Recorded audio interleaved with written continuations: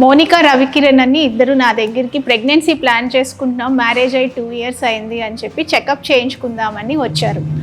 అట్లనే పూజిత అని వాళ్ళ అక్క తీసుకొచ్చింది. ఏంటో అమ్మాయి 3 years నుంచి ట్రై చేస్తుంది, ప్రెగ్నెన్సీ రావట్లేదమ్మా, నువ్వే చూడాలి ఏంటి ప్రాబ్లం అనేది అని చెప్పి.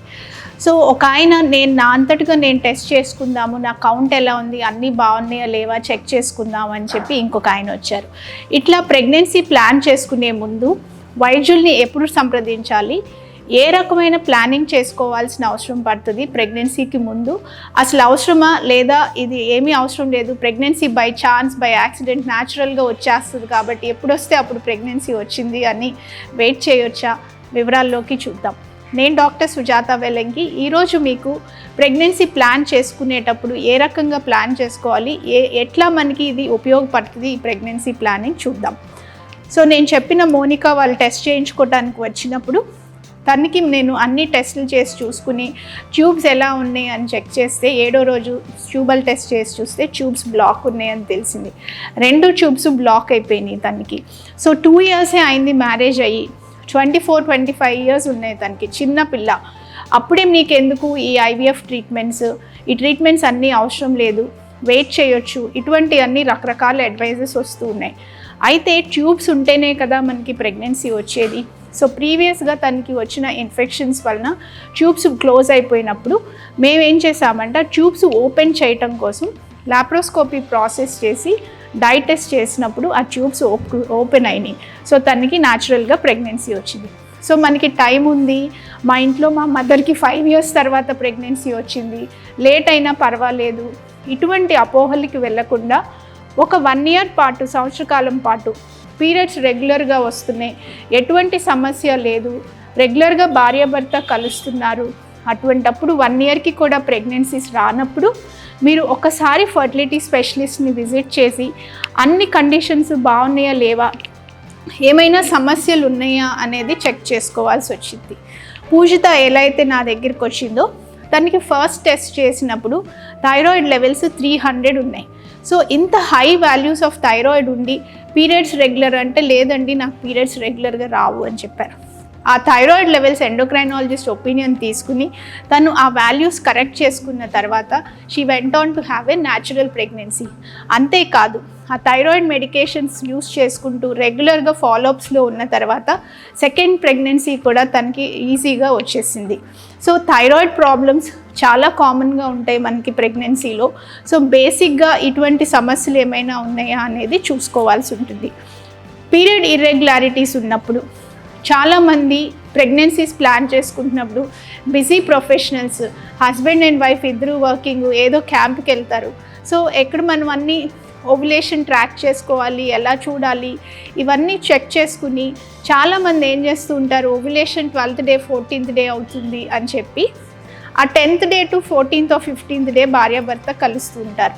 కొంతమందికి ఈ అవగాహన లోపం కూడా ఉన్నప్పుడు ఆ 12th day 13th day కలవాలి అనేది తెలియనప్పుడు ఎగ్ రిలీజ్ అవుతుంది, ట్రై చేస్తున్నాం న్యాచురల్గా అనుకుంటూ ఉంటారు.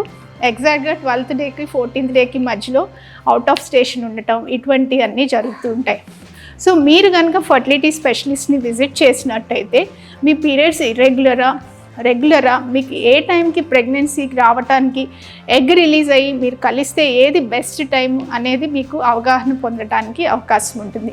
సో ఈ రకంగా ఆ పర్టికులర్ టైం ఇది ఎందుకు ఇంపార్టెంట్ అంటే ఎగ్ రిలీజ్ అయింది, 1 monthలో ఒక్కసారే 1 egg మాత్రమే రిలీజ్ అవుతుంది న్యాచురల్ ప్రెగ్నెన్సీస్లో. ఈ ఎగ్ రిలీజ్ అయిన తర్వాత 24 hours మాత్రమే సర్వైవ్ అవుతుంది. ఈ 24 hoursలో ఆ ఎగ్ దగ్గరికి స్పర్మ్ రాకపోతే ఆ మంత్లో ప్రెగ్నెన్సీ రాదు, మళ్ళీ మీరు నెక్స్ట్ మంత్ కోసం వెయిట్ చేయాల్సిందే.